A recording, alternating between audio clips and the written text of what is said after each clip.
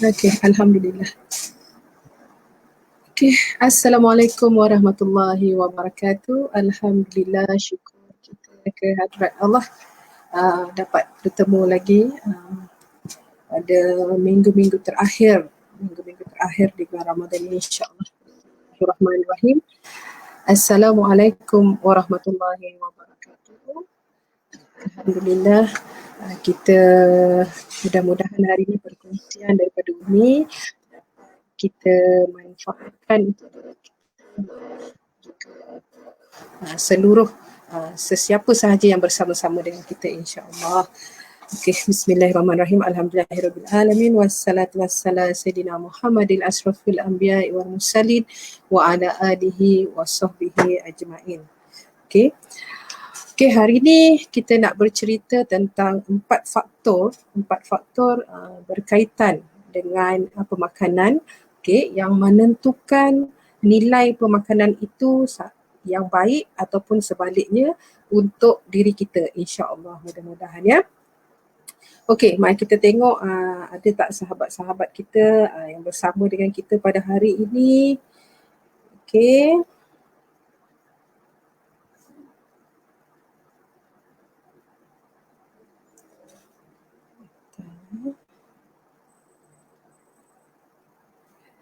Alright.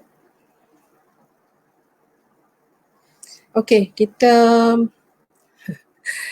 nak Waalaikumsalam warahmatullahi wabarakatuh. Tolong kita sama-sama nak dapatkan lebih lagi manfaat, kita minta tolong like tolong share perkongsian hari ini. Mudah-mudahan dia beri lebih kebaikan untuk kita, walaupun kita tak mampu nak sampaikan daripada lidah kita sendiri, sekurang-kurangnya dia boleh membantu dengan sharing ini, okey, dapat sampai maklumat ataupun perkongsian ini, insya-Allah. Okey, kita nak cerita pasal pemakanan kita tengok ramai di kalangan kita yang makan saja makan saja tapi tidak melihat bagaimana apa kaedah ataupun cara, bagaimana kesesuaiannya, betul ke tidak apa yang kita makan itu, bagus ke tidak apa yang kita makan itu. Selalunya itulah menjadi punca ataupun kesan kepada diri kita, sama ada kesan untuk kerohanian kita ataupun untuk jasmani, insya-Allah. Okey ya, baik. Okey, selalu kita bila sebut tentang pemakanan ni banyak ayat-ayat Quran yang telah dikongsikan, yang telah disampaikan berkaitan dengan pemakanan ni. Kalau kita lihat dalam surah Abasa sendiri, Bismillahirrahmanirrahim, falyansuril insanu illa tu'ami. Disuruh kita melihat kepada pemakanan kita. Tapi ramai di kalangan kita mungkin tertanya-tanya, nak lihat tu, nak tengok tu daripada apa, dari segi apa. So hari ni Umi nak kongsi kepada rakan-rakan semua. Okey, selamat datang Cik Nasir. Selamat datang Cik Nasir. Okey, mudah-mudahan Cik Nasir ada dalam keadaan sihat walafiat. Ya Puan Siti, kita nampak tadi ada Cik Ikhwan, Cik Balkis. Okey, baik. Okey, bila sebut tentang pemakanan, ada empat perkara yang kita kena titik beratkan. Empat perkara yang perlu kita titik beratkan. Apakah empat perkara tersebut? Empat perkara ini kita perlu semak adakah ia berkait atau tidak dengan pemakanan kita. Adakah empat perkara ini dalam keadaan kita mengambil dalam keadaan yang betul atau tidak. Kita kena lihatlah. Okey. Kita pertama sekali iaitu sumber. Okey. Bagi rakan-rakan yang telah online bersama kita, bolehlah minta tulis di ruang komen. Apa yang Umi sampaikanlah supaya yang masuk kemudian tu dia boleh tengok poin-poin ni. Takut dia masuk lewat jadi terlepas. Jadi bila ada sahabat-sahabat yang dah online ni, boleh letakkan dekat komen tu, sekurang-kurangnya nanti sahabat yang lain yang masuk lewat boleh membaca di komen tu, insya-Allah. Okey, baik. So, kita melihat empat perkara. Empat perkara. Okey, selamat datang Fadila Hussein. Assalamualaikum. Okey, Fadila masih di Perak atau di Mersing sekarang ni? Okey, baik. Empat perkara ni, ini selalu Umi sebut di mana-mana saja. Waalaikumsalam warahmatullahi wabarakatuh Fadila. Okey. Selalu Umi sebut di mana-mana. Sama ada bila apa-apa topik pun mencerita di sekolah ke dengan guru ke dengan mana-mana, audiens selalunya Umi sebut empat perkara ni tentang pemakanan. Sebab kadang-kadang empat ni kita tak apa orang kata, kita tak ambil berat, kita tidak menitik beratkan empat perkara ni. Okey, pertama sekali sumber. Pertama sekali sumber. Sumber ni biasanya kita orang kata sumber tu dari mana? Sumber tu kita dapat daripada mana? Sumber makanan yang kita beli, sumber makanan yang kita orang kata kita gunakan. Duit tu kita guna, sumber duit tu yang kita beli makanan tu kita dapat daripada mana? Waalaikumsalam Ita. Ya, saya. Okey. Ita tak COD ke hari ni? Okey. Baik. Sumber makanan itu puncanya daripada mana? Dapatnya daripada mana? Makanan yang kita suap ke mulut itu dapatnya daripada mana? Sama ada kita beli, sama ada orang bagi, sama ada kita ambil tanpa disedari hak orang lain, ataupun ada setengah-setengah orang lagi mungkin sampai ke tahap dia mencuri dan seumpamanya. Ini yang kita nak sebut sumber. Bila cerita pasal sumber, nanti kita huraikan tentang sumber itu. Kemudian yang kedua, poin yang kedua ialah berkenaan dengan cara, kaedah bagaimana makanan itu diproses. Kaedah bagaimana makanan itu diproses. Contoh kalau kata kita pengambil, katalah kita cerita dengan kawan-kawan, kita sendiri mempunyai kesedaran, dah mula ada kesedaran tentang pemakanan. Bila kita kata kita kata saya dah jaga dah pemakanan saya, hari-hari ada ambil kurma, saya makan kurma ajwa hari-hari. Okey, saya ada ambil apa lagi, setiap hari saya pastikan saya makan 21 biji kismis, contoh. Ataupun saya minum 2 sudu minyak zaitun setiap hari. Okey, tetapi minyak zaitun yang bagaimana kita minum, kismis tu sumber yang bagaimana kita dapat. Dan ketiganya dari bagaimana makanan yang kita makan itu diproses, bagaimana cara, kaedah, sama ada kita kata kismis itu, sama ada kismis itu adakah kismis yang diletak sumber-sumber bahan ketahanan ataupun kimia tertentu untuk contohnya sodium benzoid diletakkan pada kismis. Adakah kita pilih kismis yang bagaimana? Contoh. Okey. Itu kita kata kaedah. Kedua adalah cara ataupun kaedah bagaimana makanan itu diproses. Alright. Yang ketiga, kesesuaian makanan tu. Sama ada makanan itu sesuai untuk kita makan ataupun tidak. Sesuai untuk kita makan. Contoh kita kata orang yang mengalami masalah sakit-sakit tertentu yang mempunyai zat besi yang berlebihan, tetapi sesuai tak dia makan makanan ni. Okey, orang yang ada darah-darah tertentu, ada pantang larang dia, ada pantang larang dia, sama ada dia boleh atau tidak makan daging, kacang dan seumpamanya. Contoh, itu yang ketiga, kesesuaian makanan itu sama ada boleh dimakan atau tidak oleh kita. Alright. Okey, dan keempat, bagaimana cara kita makan. Bagaimana cara kita makan. Kaedah kita makan tu macam mana. Adabnya bagaimana, kesesuaian masanya bagaimana. Okey, bagaimana cara kita kunyah, adakah kita makan sambil minum air. Itu kaedah kita makan, cara kita makan. So 4 saya dah kongsikan. Yang pertama tadi sumber, yang kedua tadi berkaitan dengan cara ataupun kaedah makanan yang kita makan itu diproses, dan ketiga adakah kesesuaian makanan tu kita makan atau tidak, dan seterusnya yang keempat bagaimana cara ataupun bagaimana kaedah kita makan. So 4 perkara ni penting. 4 perkara ni penting. Sebab tu kalau kita lihat, contoh ramai kita kata kita dah 3-4 tahun lepas kita dah mula berubah pola makan, cara makan kita, kaedah makan kita. So tapi adakah kita semak balik, kita menjurus kepada 4 perkara ini? Kita semak balik yang kita ubah tu adakah menjurus kepada empat-empat perkara ini. Alright, empat-empat perkara ni. Okay, so kita tengok siapa lagi. Okay, Encik Muiz, okay, Nadiha, selamat datang kita ke live kita hari ni, live streaming kita hari ni. Siapa lagi? Ustazah Rohaya, okay, baik. Alhamdulillah, mudah-mudahan perkongsian ini memberi manfaat semua kepada Tuan Cik Puan, insyaAllah, mudah-mudahan. Okay, kita nak kupas berkaitan dengan sumber. Okay, sumber. Sumber ni kita bagi contoh kepada sahabat-sahabat ataupun kawan-kawan kita dekat luar sana yang bekerja secara orang kata makan gaji lah. Maksudnya dia bekerja dengan orang, dia bukan businessman atau businesswoman, tapi dia kerja makan gaji.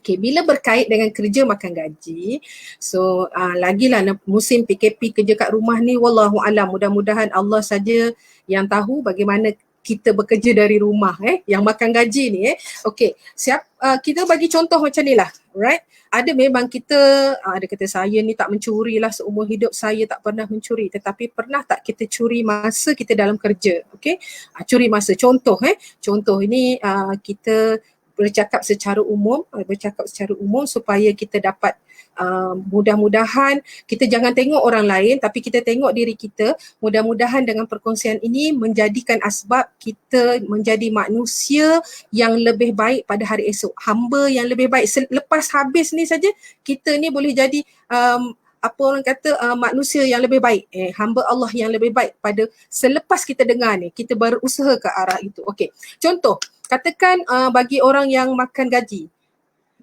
okey, minta siapa yang dah masuk ke dalam kita punya studio live ni, okey, boleh like dan share kita punya video supaya menarik lagi ramai orang untuk mendengar live ni, insyaAllah.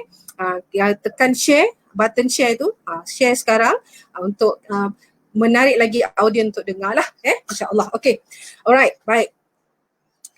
Kalau kita tengok selain daripada apa yang tadi Umi kata contoh, kita punch card, kita punch card, kita masuk kerja pukul 8 pagi. Ini antara benda yang kita tak sedar lah. Mungkin kita tak perasan, kita tak sedar. Okay, kita start kerja, memang jadual kerja kita duduk dalam kita punya agreement tu yang kita dah tanda tangani sebagai seorang pekerja tu, kita mula kerja jam 8 pagi. Right? Jam 8 pagi. Okay, jam 8 pagi kita kerja, kita pun datang pukul 7.55 pagi dan kita pun punch card. Okay, kita pun punch card. Ada 5 minit. 5 minit tu untuk kita duduk, mungkin minum air panas. Okay, bagi kalau bukan bulan puasa lah. Mungkin kita duduk sambil settingkan kita punya meja, kita laptop kita, okay, sementara nak tunggu pukul 8. Alright. So, lebih kurang kalau ikutkan kita ada waktu rehat, waktu kudapan lebih kurang pukul 10 pagi contohlah. 10 pagi mungkin 15 minit macam tu. Alright. Tapi kita mengambil 10 pagi sampai pukul 10.30. Maknanya kita extra another 15 minit tu. Kita extra 15 minit pula lagi. Okay. Yang itu kita nak orang kata lah, okey, 15 minit. Kita tak perasan. Okey, tu 15 minit mungkin lama, panjang. Okey, katalah 2 minit, pukul 10 kita dah stop, pukul 10.15 kita tak start lagi, pukul 10.17 baru start. So kita dah ambil 2 minit di situ. Alright? So 2 minit di situ. Okey, katakanlah tiba-tiba kita pun sambil buat kerja bla bla bla bla, kita nampak ada notification dekat kita punya FB personal. Right? Kita tengah kerja ni, kita nampak FB personal. So dekat FB personal tu kita nampak adalah orang komen dekat kita punya status pagi tadi yang kita on the way pergi kerja tu. Ada orang komen, so kita pun nak reply lah komen. Rupanya dia pun tengah online ketika itu. So bila kita reply dia punya komen tu, dia pun reply balik. Okay, so kita tak perasan di situ kita dah drag masa. Contohnya kita buka Facebook tu tak ada kaitan pun dengan kita punya kerja. Facebook tu memang personal Facebook, kecuali kalau you all memang ada Facebook personal tapi you all juga upload ataupun you all upload status berkaitan dengan syarikat yang you kerja. Mungkin ada certain part yang you kongsi untuk naikkan engagement you all dengan audience untuk syarikat, untuk kebaikan syarikat tu lain. Ini kita cerita dia tak ada kaitan, ini tak ada kaitan. Okey, itu satu. So kita dah ambil masa, kita layan kita punya komen bla bla bla, rupa-rupanya kita dah ambil masa lebih kurang 5 minit tanpa kita sedar. So 5 minit dengan 2 minit tadi yang masa kudapan, ini yang kalau kita tidak buat sesuatu, dia akan jadi pada sumber yang subahah, yang tanpa kita sedar, right? Tanpa kita sedar. Okay, that's why apa solution kita? Apa solution kita yang kita boleh buat untuk pastikan? Kadang kita tak perasan benda ni. So jadi mungkin kita perlu kerja lebih masa untuk ganti, replace yang setiap hari tu kita tak pasti berapa minit, kita tak agak lah, kita letak berapa, mungkin setengah jam ke 1 jam. Okay, okay, Melaka jelas. Alright, lupa nak tanya lah. Okay, daripada Johor, daripada Perak, semua jelas suara. Okay. Komen sikit jelas ke tak? InsyaAllah, mudah-mudahan. Okay, so benda itu kita kata 7 minit baru 1 hari. So berapa tahun dah kita kerja? Perasan tak benda ni kita buat? Sama ada kita ada buat ataupun tidak. Sebab tu bila ada waktu-waktu tertentu yang perlukan tenaga, contohlah katakan sepatutnya kita tak kerja pada hari Sabtu, okay? Atau kita tak kerja pada hari Jumaat. So hari Jumaat kita datang juga untuk buat kerja apa yang patut, sebagai kita niatkan untuk ganti balik, replacement balik. Alhamdulillah, okay, baik, bagus terus. So benda ini kita nampak sesuatu yang orang kata boleh membantu kita betulkan balik sumber itu. So ini terutama bagi orang yang makan gaji. Okey, bagi orang yang berniaga pula, muamalahnya bagaimana dengan kita prospek, dengan kita punya pelanggan, alright? Bagaimana? Okey, contoh kita jual olive, kita jual minyak zaitun harga RM19.90. RM19.90, mungkin dah terbiasa bila kita pulang 10 sen, ramai orang kata tak apa, 10 sen je tak apa. Okey, ada orang katalah kita jumpa ramai orang yang macam ni, dia sebut tak apa, okey, tak ada masalah, tapi kerana ramainya kita jumpa orang macam ni, sampaikan ada menjadi kebiasaan, sampaikan kita tak pulang 10 sen tu pada orang lain pun. Sebab kita dah terbiasa. Sebab bila kita nak pulang 10 sen, si fulan yang satu ni kata tak payah. Lebih kurang 100 orang kita jumpa tak payah. Jadi orang yang ke 101 tetap juga kita kena pulang walaupun hanya 10 sen. Biar dia kata okey 10 sen tak apa. Simpanlah buat belanja anak-anak, contoh. Jika dia sebut tak apa. Yang masalahnya kita tak pulang, dia pun tak declare apa-apa. So mungkin berbuku di hati dia 10 sen tu dibawa balik sampai rumah. Tu pun kita sebut sebagai sumber yang subahah. Okay. Itu satu. Kemudian kita tengok balik kita bisnes, alright, untuk orang yang berniaga. Kita bisnes dengan satu syarikat, contoh macam kita lah jadi ejen. Kita jadi ejen kepada sebuah syarikat, kita jual produk dia sebab kita tak ada produk sendiri, so kita jadi ejen kepada syarikat tersebut.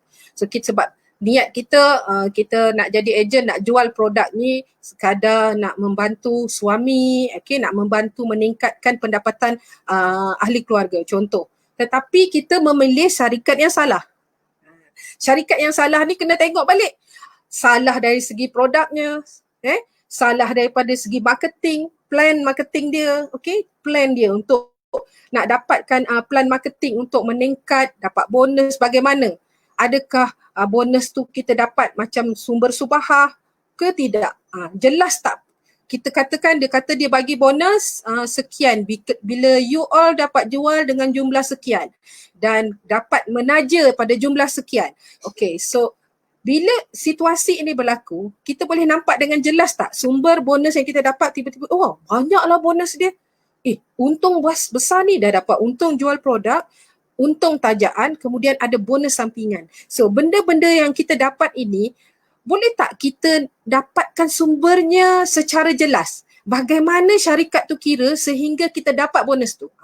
That's why kita nak berniaga, kita nak menjadi ejen atau memasarkan produk kepada masyarakat, kepada orang luar, so kita kena memilih syarikat yang betul.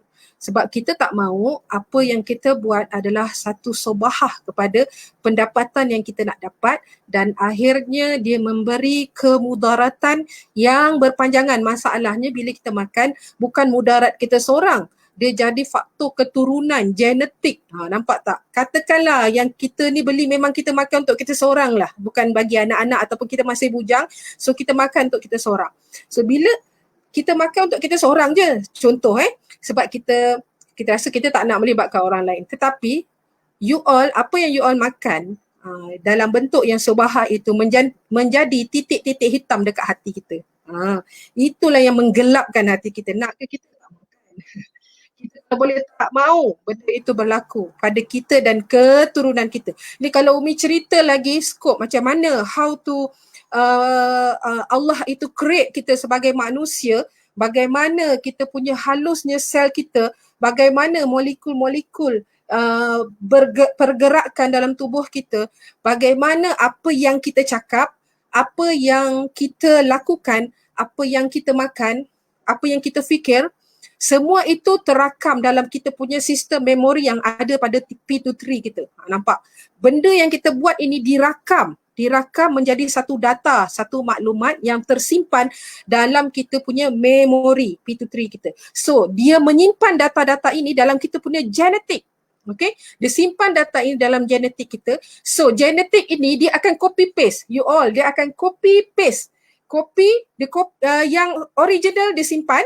Okay, yang copy paste tu yang dok keluar dalam bentuk tabiat kita hari-hari ni, nampak? That's why sumber ini satu benda yang perlu kita tahan, kita jaga, kita perhalusi, kita semak. Okay, so katalah kita mungkin pernah terlajak perahu, okay? Okay, ya Ita, saya boleh dengar. Okay, dalam jam pula. Okay, pula dah dapat. Okay, terima kasih. Baik-baik. So, okay, kita lihat kadang-kadang kita jangan ambil enteng, kita jangan ambil mudah, kita jangan ambil buat tak tahu benda ini. Kerana apa yang kita buat, yang kita makan hari ini, ini yang kita kata faktor 4 perkara ini yang membolehkan sama ada apa yang kita makan tu menjadi benda yang baik kepada kita ataupun sebaliknya. Alright, so sumber kena jaga. Okay, so kita nak tengok yang kedua, faktor yang kedua tadi ialah cara proses, bagaimana makanan itu diproses. Bagaimana ianya dijadikan mungkin daripada daripada benda itu kita kata bahan, diproses, kita buat ataupun kita diproses di kilang sampailah dia menjadi seketul makanan. Sampailah dia menjadi sesuatu yang boleh kita suap masuk ke dalam mulut kita. So benda ini kena ambil berat. Contoh, Ubi bagi contoh. Katakanlah delima, right? Umi bagi contoh delima. So kita kata Umi pernah jumpa bila kita cerita pasal delima organik. So far rakyat Malaysia awal-awal dulu Umi terlibat dalam Olive House, bila kita cerita jus delima tanpa sedikit pun bahan pengawet. Jus delima 100% original, 100% asli tanpa pengawet. Contoh bila kita cakap macam tu pada masyarakat macam tak percaya. Macam tak ada lagi di Malaysia ketika itu. Ini cerita 4 tahun lepas lah. Ketika itu seolah-olah di Malaysia tak ada. Tiada produk makanan ataupun makanan yang dibotolkan yang dikatakan langsung tidak mempunyai pengawet. Inilah kita kata usaha Ustaz Aidil dalam Olive House. Okay, ketika itu nak explain sangat susah, sangat susah. Ada yang kata, saya setiap minggu saya akan beli jus delima yang orang perah, kan? Kita banyak jual mesin tu, so buah delima tu dipotong 2, kemudian ditelungkupkan dekat mesin tu dan di-press, okay? Bila press, memberi tekanan, jus tu akan keluar masuk dekat dalam cawan, Alright, okay. Bagus tak minum tu? Soalannya, bagus ke kita minum tu? Okay. Bagus, bagus sebab dia kita nampak memang daripada buah, terus kita dapat minum jus yang original tu. Tu bagus. Tetapi bagus tu berapa peratus bagus dia?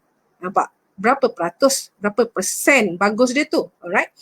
So mungkin kita tengok. Okay, selamat datang Kak Nurhaya. Nampak Kak Nurhaya datang. Okay.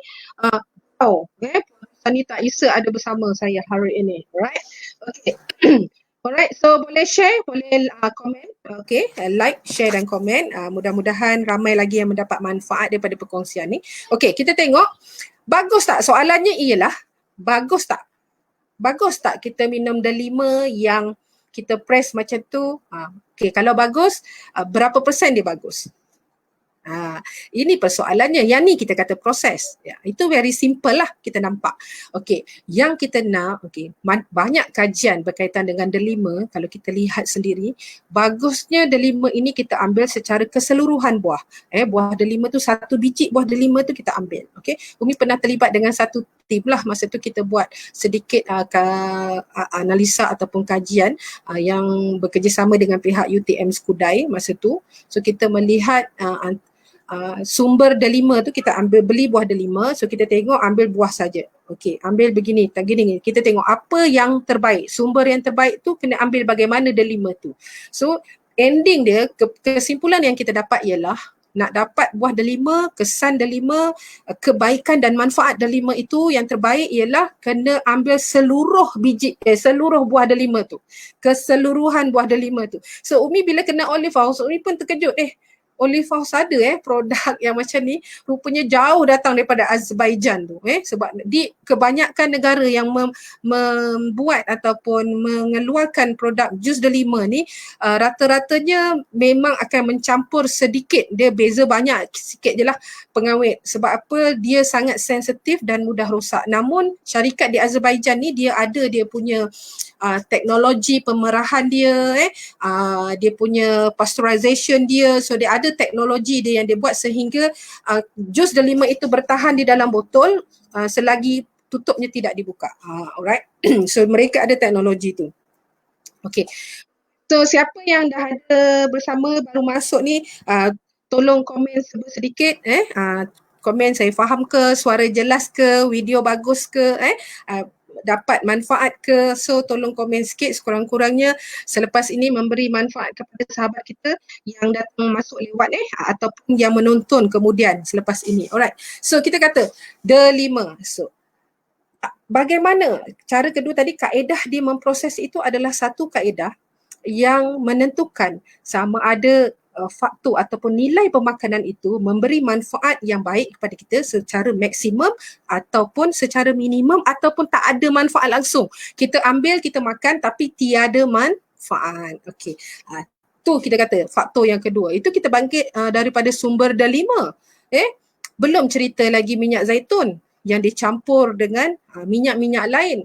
Kita tak tahu minyak tu berapa banyak, berapa peratus minyak, contoh kita kata minyak sayuran, berapa peratus minyak sayuran, berapa peratus minyak zaitun. Bagaimana minyak zaitun tu diperah? Adakah dia mencampurkan kimia ataupun dia mencampurkan air, atau kita panggil sebagai cool press ataupun hot press. So benda-benda ini yang kita kata tadi perlu kita lihat, perlu kita semak. Ya, Waalaikumsalam warahmatullahi wabarakatuh. Nas, okey.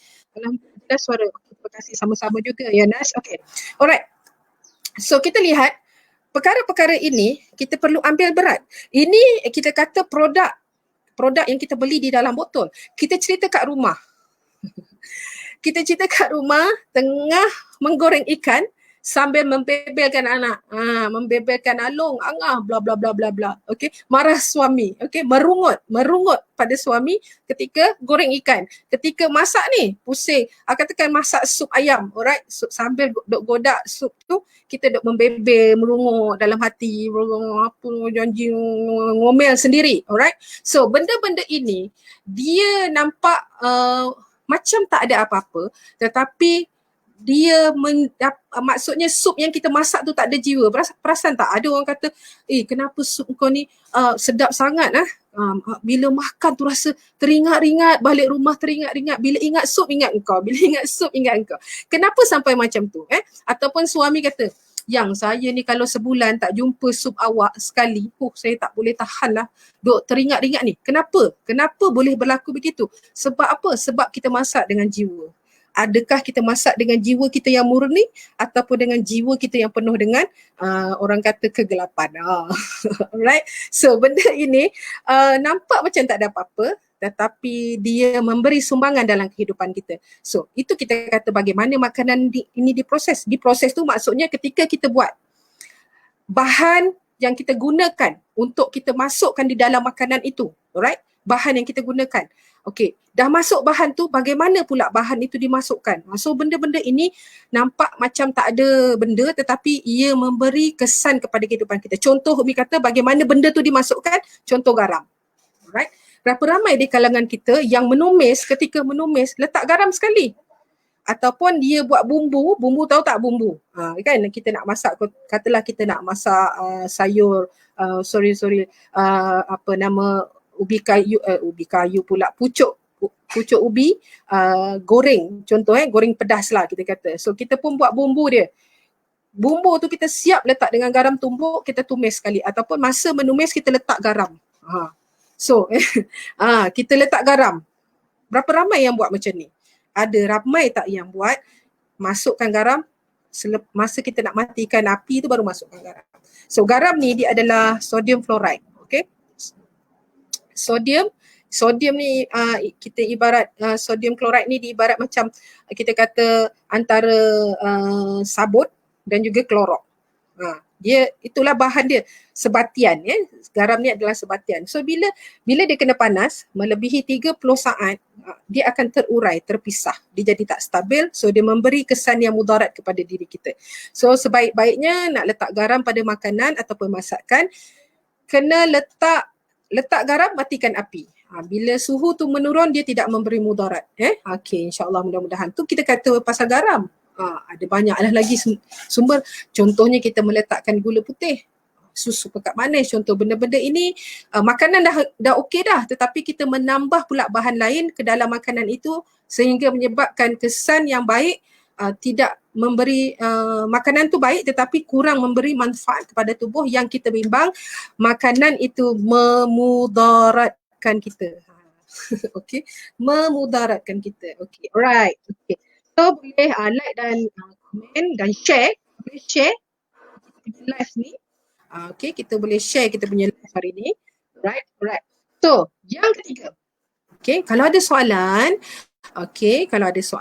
boleh tanya soalan lah dekat boleh dekat komen tu tanya soalan. InsyaAllah Umi akan usaha untuk menjawab lah. Alright.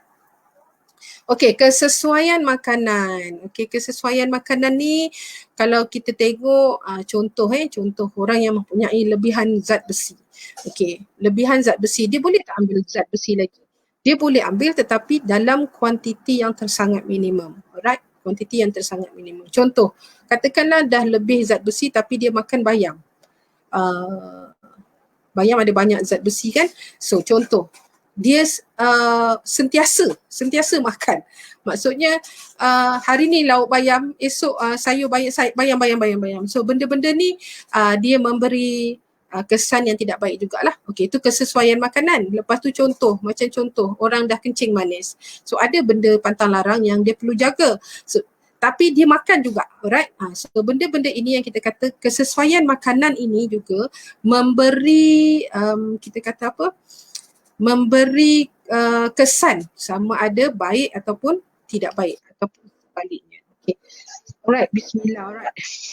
Apa lagi kita nak kata berkenaan dengan kalau kita nak cari makanan yang orang kata sesuai untuk dalam keadaan apapun, pastikan makanan yang kita makan itu adalah daripada sumber yang tiada orang kata mempunyai bahan-bahan tambahan.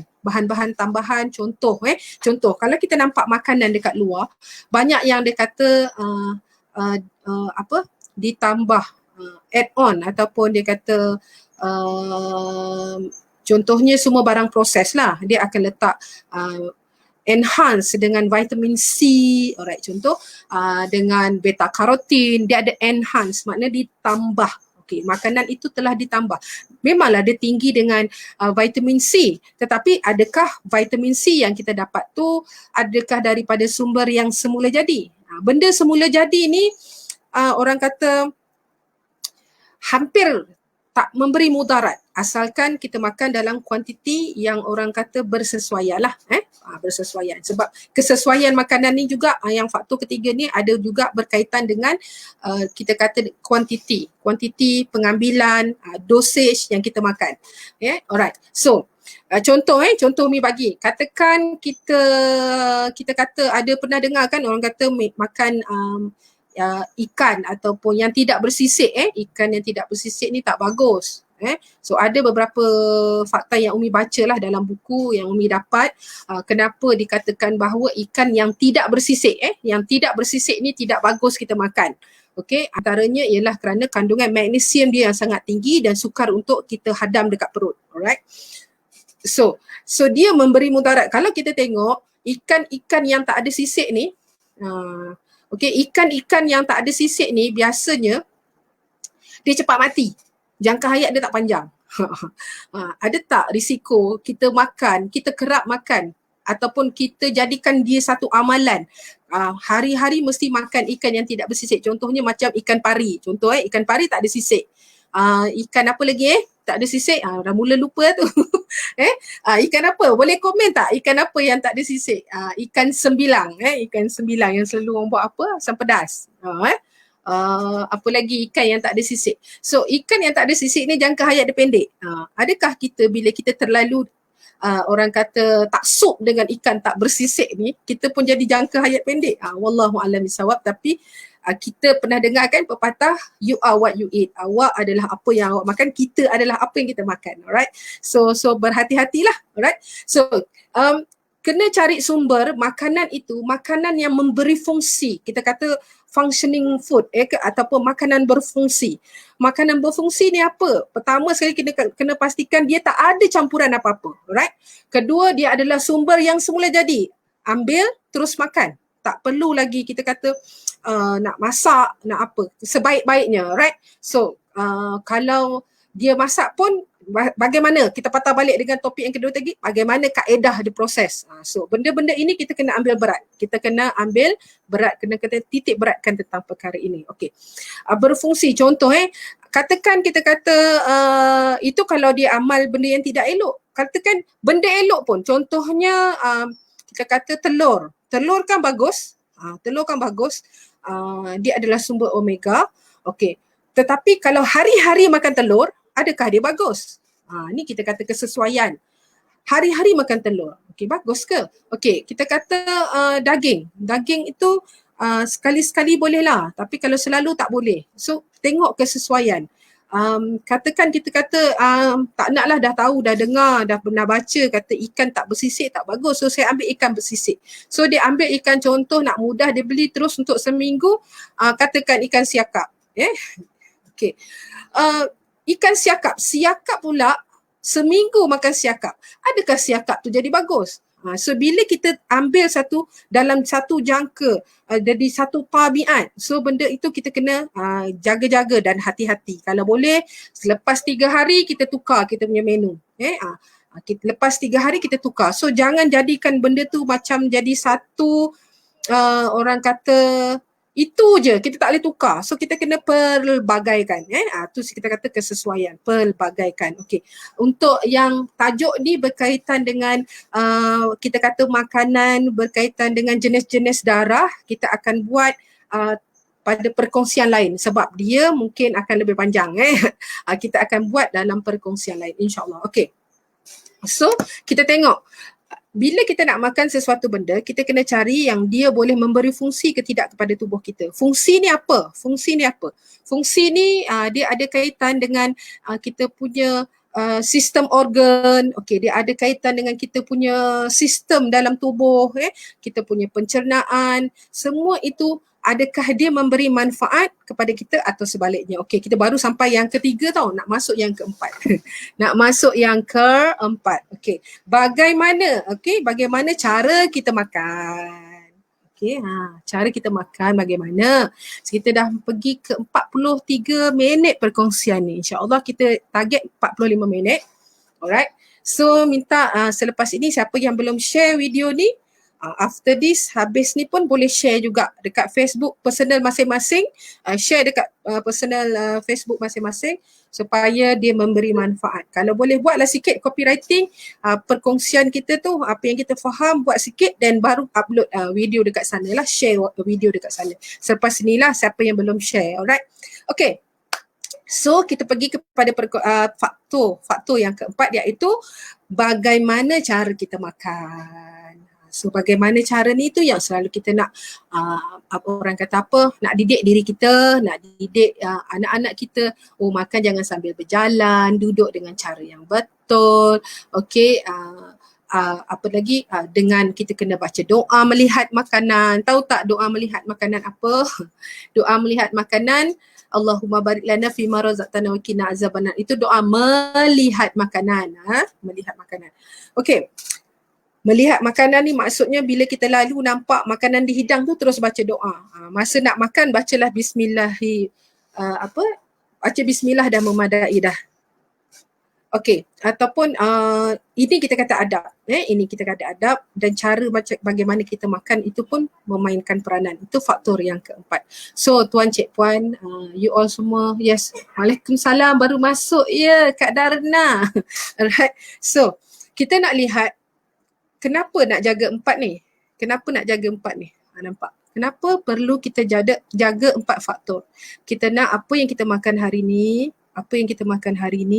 okey, menjadi punca ataupun menjadikan kita mempunyai nilai kerohanian yang tinggi. Nilai kerohanian yang tinggi ni apa?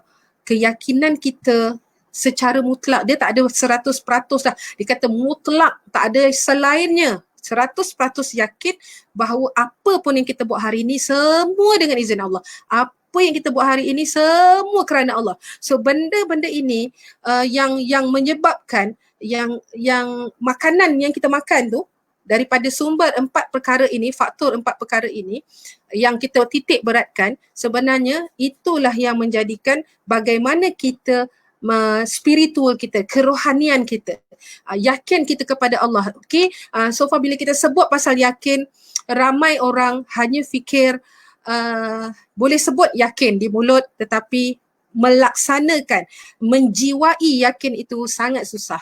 Ya, sahabat-sahabat sekalian, puan cik puan dekat luar sana, kena ingat ini, tengok. Kita nak tengok yakin kita ni pada Allah ni waktu bila tahu? Waktu Allah uji. Ni waktu kita sedar diri macam ni, waktu kita rasa macam datanglah apa saja, aku sentiasa bersedia, aku akan yakin bahawa semua yang berlaku ini kehendak Allah. Ketika kita sedar diri macam ni, kita tak, itu bukan tahap yakin kita. Tahap yakin kita ni waktu bila? Waktu Allah uji kita. Waktu mana bila Allah datangkan ujian kepada kita. Ujian tu datang dalam bentuk apa? Datang dalam bentuk berbagai-bagai, sama ada dalam kesilapan kita sendiri, ahli keluarga kita, sahabat-sahabat kita. Contoh, ada orang yang menegur kita. Contoh, orang menegur kita dengan keadaan yang pada kita mengguris jiwa. Tetapi orang yang menegur tu kata benda tu memang betul. You memang salah, awak memang salah. So saya tegur. So mungkin cara dia tegur ke apa kita tak setuju. So jadi kita rasa macam wah, Zas, kita kata dia telah menyakitkan hatiku. Contoh, ketika Allah uji itulah sebenarnya yang nak tengok sejauh mana nilai kerohanian kita tu. Ataupun orang Allah ambil orang yang kita paling sayang, orang yang tersayang itu Allah ambil ketika di saat kita sangat memerlukan dia, kita rasa.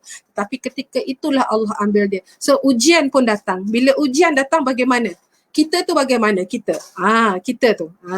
So itulah dia nilai kerohanian kita. That's why selalu Umi sebut kepada dulu-dululah kepada student-student, Umi selalu sebut. Umi kata sekarang ini kita nak tengok nilai kerohanian kita bukan sekarang. Kita nak tengok nilai kerohanian ketika Allah uji. Jadi selalu doa dengan Allah, minta dengan Allah, Allah uji kita supaya kita dalam keadaan bersedia.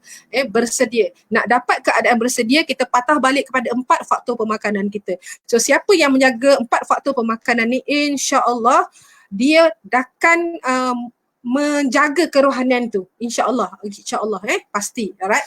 So Kedua, daripada kerohanian tu tadi, maka wujudlah kejiwaan, jiwa kita, perasaan kita, kita punya apa orang kata melibatkan. Bila sebut jiwa ni, dia berkait rapat dengan akhlak, berkait rapat dengan kita punya attitude, tabiat, perangai, kita punya apa orang kata semua yang melibatkan perkara-perkara yang melibatkan dengan perbuatan-perbuatan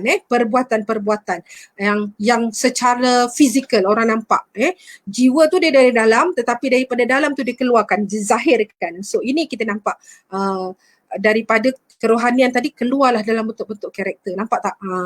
So siapa yang pergi tu hari live Umi berkaitan dengan empat penyebab sakit tu kan, nampak tak dia ada kaitan ni, kerohanian, kejiwaan. Okey. Kemudian daripada segi bila kita boleh jaga attitude, kita boleh jaga perangai, insya-Allah. So apa ilmu yang kita belajar walaupun dengan sebaris ayat ataupun satu perkataan yang mempunyai nilai keilmuan itu, dia melekat dalam diri kita. Dia akan jadi satu nilai ilmu yang sangat tinggi pada diri kita, sehingga apa? Sehingga ilmu ini kita dapat sampai dan kita dapat zahirkan dalam bentuk perbuatan. So ini kita kata nilai keilmuan. Ada ramai orang di kalangan kita, mungkin kita, sahabat-sahabat kita yang belajar yang tinggi, banyak tinggi ilmunya, tetapi yang kita bimbang ilmu itu memudaratkan dia. Alright? So keilmuan. So yang keempat adalah bila kita jaga, susun balik kerohanian kita, kejiwaan kita jaga dengan baik, kemudian wujudnya keilmuan itu dengan praktikal keilmuan itu, maka dengan ini ketiga gabungan ini akan melahirkan nilai ketaatan yang tiada tolok bandingnya. So ketaatan inilah yang orang kata istiqamah. Adakah kita boleh mengekalkan nilai kerohanian kita, kejiwaan kita, keilmuan kita secara istiqamah. So inilah dia sebenarnya kunci kepada bagaimanakah kita untuk mendapatkan nilai seorang diri ataupun manusia yang sentiasa orang kata apa, istiqamah dalam amalan. So nak istiqamah, ini dia. Apa dia punya ceritanya ialah 4 faktor pemakanan tadi. Okey, jaga 4 faktor pemakanan ini, seterusnya akan wujudlah kerohanian, kejiwaan, keilmuan dan ketaatan ini. InsyaAllah mudah-mudahan perkongsian daripada Umi hari ini, Umi terasa untuk nak berkongsi untuk masa akan datang. Untuk masa akan datang kita nak pergi kepada 6 organ yang melibatkan pemakanan. Nak ke nak? Siapa yang nak boleh komen nak. So mungkin Umi boleh fikirkan waktu yang sesuai untuk kita kongsi lagi tajuk ini berkaitan dengan 6 organ pemakanan kita. So insya-Allah mudah-mudahan perkongsian ini memberi manfaat kepada semua yang mendengar di luar sana dan seterusnya dapat diamalkan untuk diri kita dan ahli keluarga kita, seterusnya memberi atau menyampaikan kepada orang lain. InsyaAllah. Okey, terima kasih semua. Assalamualaikum warahmatullahi wabarakatuh.